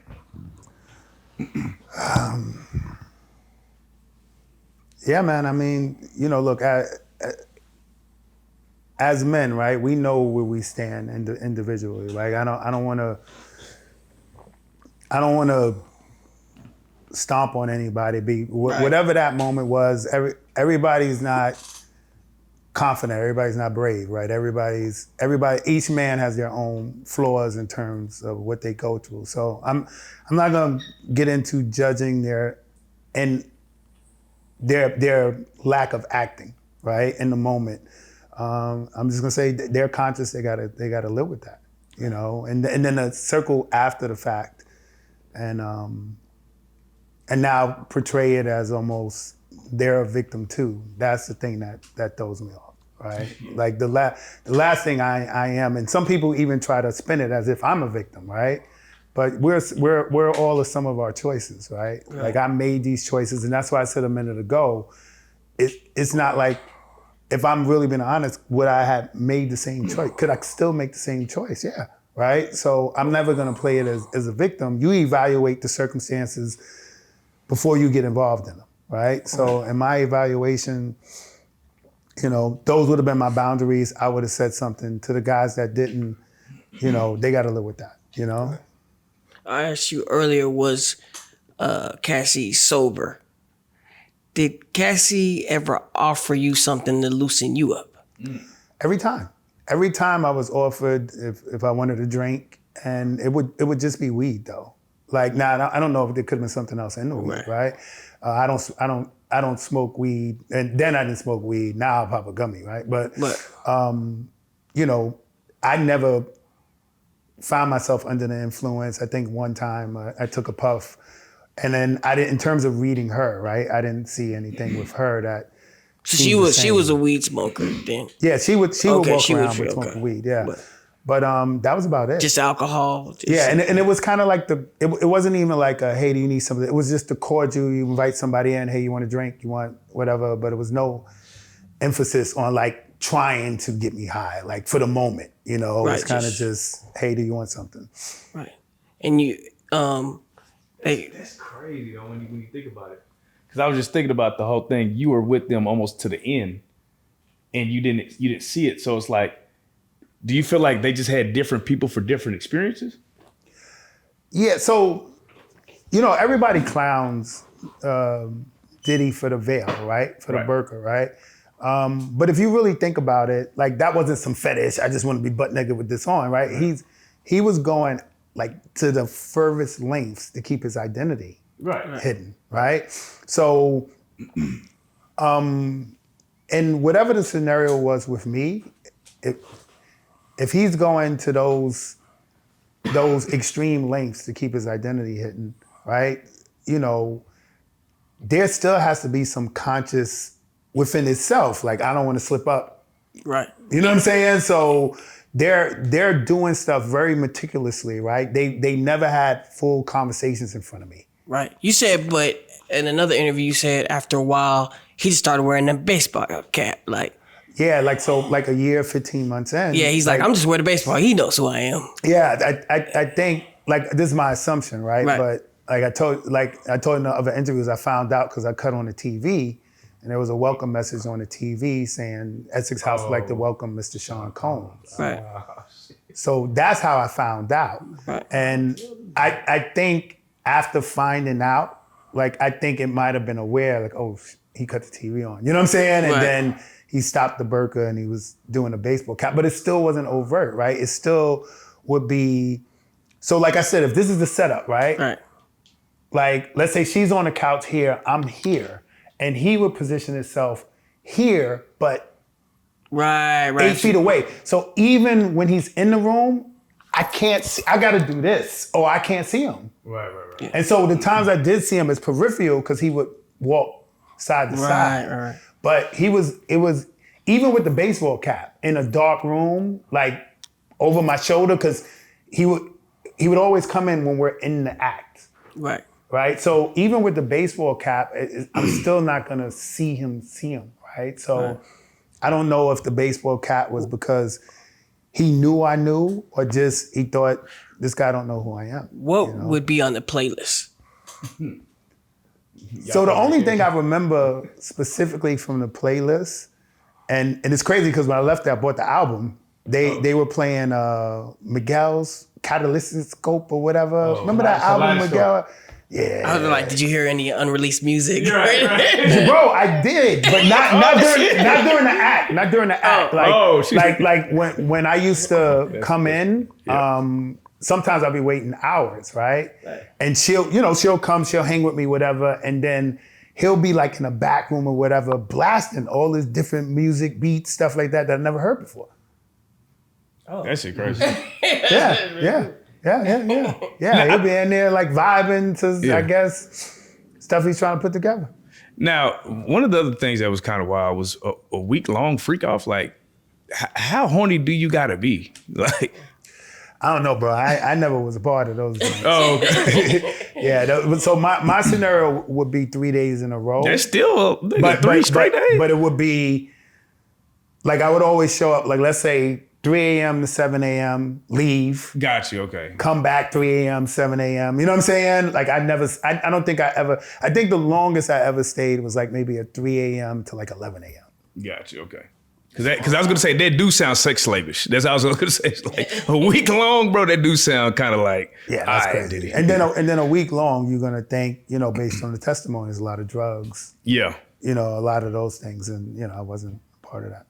Now, one of the things I always wondered about this whole thing is like, it seemed like y'all kept this so quiet until the trial. Like none of this, like you hear rumors about Diddy and some of the stuff, but they all were just rumors. How was this able to be kept so under the radar, or was it something that everybody knew under the ground? Like, so I think people knew it under the ground, right? But you want, so I sum it up to basketball, right? To sports, right? If you got a star basketball player, right, a star athlete, right, and he's involved in a embarrassing situation, right? If you're the news station that reports on it, right, then you lose access. That guy's never gonna give you an interview. He's never gonna, you know what I'm saying, come through or whatever. And look, at the end of the day, Diddy's up here, right? So do you wanna be the news outlet? Do you wanna be the behind the scenes producer? Do you wanna be the person to out his personal business? And now when you wanna do business in the future, you could be stepping on his toes, or he has influence, right? So you're gonna keep your mouth shut. You don't wanna, and the people who don't care, like back in the day, like the Wendy Williams and these things. Or the TMZs and all that. Yeah. I mean, there's only a couple of outlets, people with the platform that they can do it and not be affected. So you witnessed his power firsthand then, at that point. I mean, I'm assuming it, right? Right. Yeah. I'm just trying to use my mind to understand what would keep somebody quiet, because you don't want to step on no toes. Has anybody, because you did take the stand, and we are where we come from, has anybody tried to play you like, man, you snitched? So no, I haven't. Luckily, I haven't experienced that. Right. And I think because I took the stand, but I wasn't up there. I wasn't biased, right? Right. Like I just told the truth, said what I had to say. And I think people, they read that as, he didn't throw anybody under the bus, right? I didn't throw Diddy under the bus. I didn't throw Cassie under the bus. I just said shot it straight down the middle, yeah. Shot straight down the middle, man. If you could ask Cassie one question without no lawyers and nothing, what would you ask her? You might tell him he is. I think what I would, if I could ask her one question, I would, because obviously she didn't testify. She didn't testify directly to her bad experience being associated with me, right? So I think I would seek out clarity. In fact, was I part of your distress, right? Or was I the comfortable situation. You know what I'm saying? Like, because that's what I would want to believe, right? I would want to believe, all right, this dude I was comfortable with. So I think I would ask if I would see clarity on that. Have any of the other men that were involved reached out to you and tried to like form some kind of like kinship over this trial? So I know the guy, Rico. He was just recently on Cam Show. We work for the same company. We're cool. So I definitely spoke to him. Now he wasn't involved with Cassie. He was involved with Jane Doe. Okay. So Jane Doe. yeah. So we're cool. When you right? when you hear Jane Doe and she's giving her testimony, but he's still actively paying your rent and things of that nature, how do you feel about that? Yeah, those are the parts of it that, like I said earlier, right? With when you see a situation like that, how do you create a space of no reasonable doubt? Right. You know what I'm saying? Like if you're just being honest, and that's why I said it's gonna convolute almost any sexual accusation going forward, because it's the first thing most people are gonna go to is what's the financial gain, Right. and what was the financial motive, and it's hard to separate it, man. If you could ask Diddy one question, what would you ask him?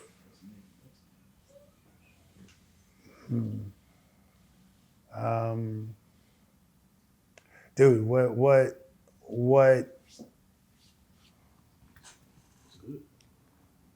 Man, good question, man. And I want to answer it for you. Look, I know me going on the stand, right, is I have to share the intimate details, right? And so there's a lot of embarrassment and jokes and the burqa, and everybody's having fun around that, right? And so I couldn't avoid that. But still, I wanted to go on the stand, and if I'm going to testify, I want to testify from a place of truth, accuracy, and what happened in a way where nobody feels like I'm being biased or against one or the other, whatever the case may be. And I think I would ask him, or I would find out from him if, based on me testifying, does he at least believe I was doing my duty opposed to being somebody that had a interest in the outcome of the case. Now, when you invite another man into your space to lay with your woman, you feel like there might be a feeling of he been shown that he's been inadequate in this area. Do you think you could talk to a man and lead him from making a decision like that? Do you feel like that's the wrong decision to make? Like, yeah, you might be failing in this area, but this is not the direction you want to move in. Yeah, so it's funny you say that, man. Like, there's a whole chapter in the book. That's what I address, right? I address that. Like, I call it turning a blind eye, right? Because so the way it was put to me is, the story I told you about my boys. Remember I said I was talking to the husband. The husband probably was in his 40s, in shape dude. So I asked him, I said, look, why? I need to ask you, why are you setting this up? Right. And he said that he had been with his wife a lot of years. Their sex fizzled out. And his thought process was, if I tell my woman, all right, go out and do you, right?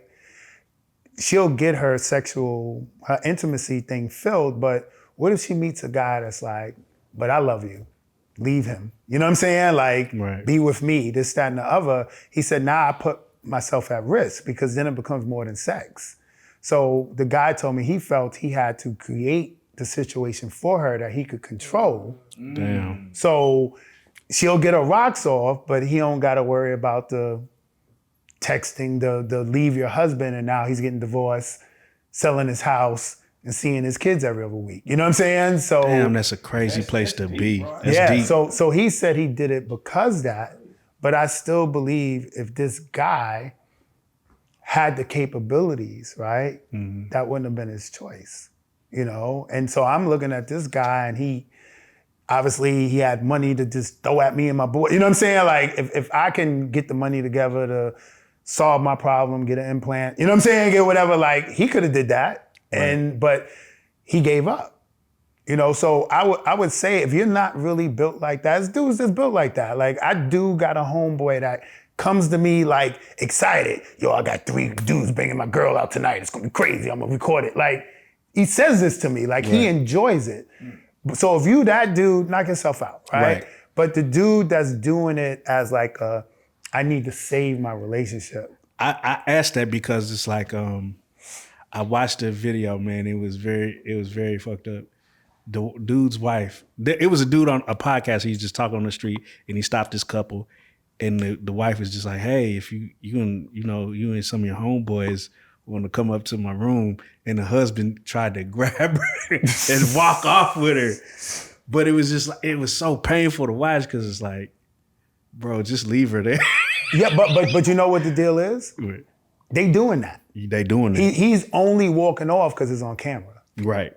So he don't want people to see. He don't want the embarrassment. But if she was comfortable enough to say it, it's because he's already doing it. Right. No, is this okay?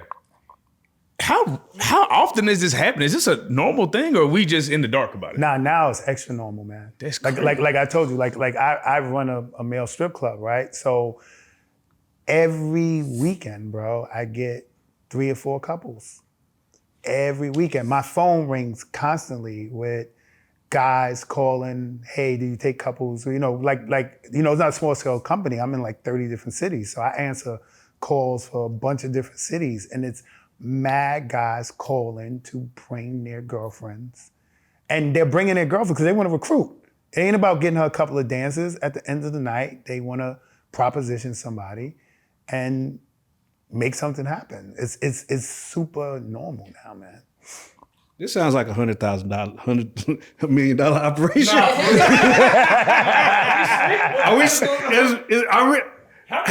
Are men really like? Should men be putting the drugs down and trying to figure out So we just start slanging.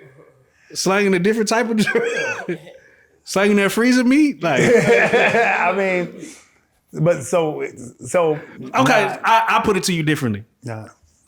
You got a young boy off the street. He's like, Ray, I'm thinking about like really getting out here with these keys and this. Would you say this is a better way versus that? Is this a better opportunity? I mean, absolutely not, right? Like the upside for this is, look, anybody who's slaying keys, right? They got a serious upside. It's a big risk, right? Well, for but sure. you got a big upside, right? Yeah. The upside in this is just, you'll get some money, but it's more stories and a lifestyle than it is finance.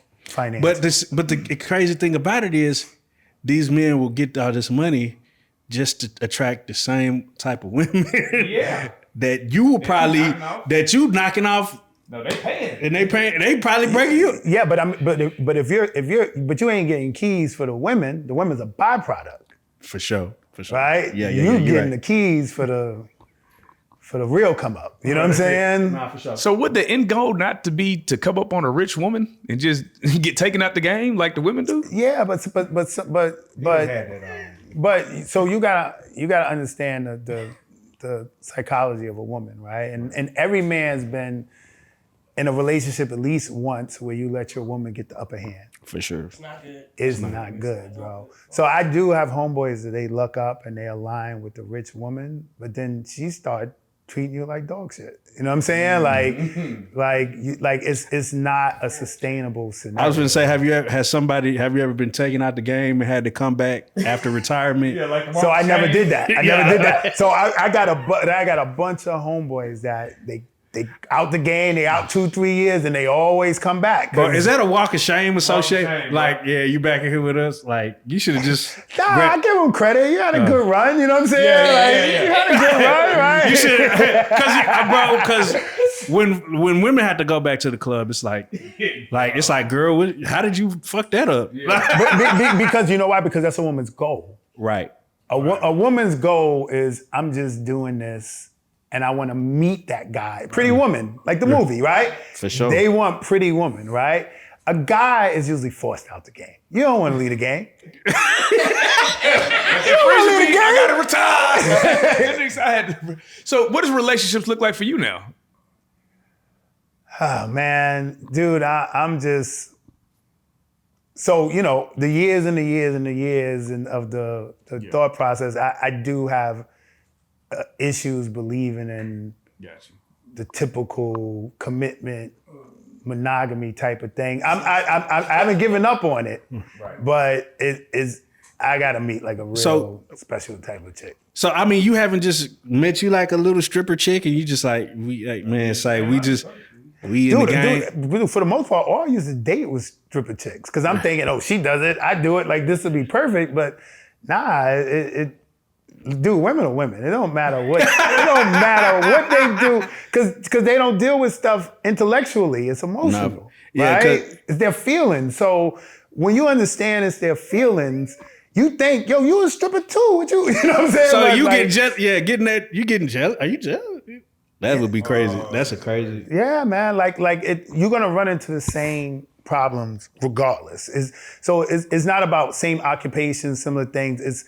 It's your patience of navigating a woman's feelings, and that's her nature, right? It's not even a bad thing. It's just we struggle with a woman's nature. We just do. What's the craziest thing you've seen in your 30 years of stripping?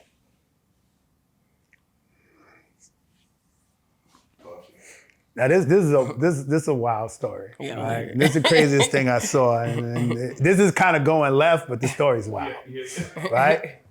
So back in the day, like the strip clubs, they had no rules, right? So we could dance, you could take everything off, you know what I'm saying? And you wouldn't really necessarily walk around naked, but you could flash, right? And I explained this, like there's a trick we do where you get an erection beforehand and you take like a cock ring and you tie it on the base and it traps the blood in. So you can walk around with your joint hard for like 30 minutes before it starts to hurt. So I had one dude specifically that, you know, to get the crowd to react, he would basically put a girl out on the floor on her back and then real quick he'll slide her shirt up and he'll slide his joint under her bra, right? Like he's titty, you know what I'm saying, or whatever, right? And he had a piercing, right? So one time he lays a girl down, and it's not even at a club. This is at her bachelorette party, bro. He lays her down on the floor. This is all friends and families. Talk about a dude that can't assess the situation, right? He lays her on the floor, and then when he goes to do this quick move, like he's gonna slip her sweater up and slide his joint under, she fought, and his piercing got caught in her sweater. Oh, God. She yanked the piercing out, and it was like Kill Bill, like a blood thing. Blood squirted out of his joint all over her face, neck, whatever, at her bachelorette party, bro. This boy, wow. At her bachelorette party. It's the karma. Because why At are you her on the ground, bachelorette though? party. Yo. Why are you on the ground, mama? Get your ass up. So she just came up with just... How do you explain it to your husband? And people filming, like, dude, it was like a horror movie, bro. Covered in blood, neck, face, whatever. His blood out of his joint, like That's all why. over her. Yeah, that's the craziest thing you That- ever Yeah. I can't top that on one. that- Can't top that one. On that note, Punisher, we want to thank you for coming, man. How do people, when people want to get in contact with you or work with you, interview with you, coaching, book, how do they do all those things? Oh man, well, so look, my Instagram is @GetPunished. My book, In Search of Freezer Meat, like really is a good, helpful read, man. I hope people support it. You can find that Amazon, Barnes and Nobles, on every single platform. ebook, paperback, and audiobook. So I'm not a big reader, so I get the audiobook, put in a thing, and yeah, man. Social media and the websites, getpunished.com, huncomania.com. Hey man, Ray, we just want to thank you so much for coming to sit down with us. Hey man, I want to see you go forward with this shit, man. You're very intelligent, bro. You have a lot. I feel like you have that you can offer versus all this good old Diddy shit. But hey, this is the best part. Punisher, you are a real life street star. That's what I'm talking about, baby. Keep punishing.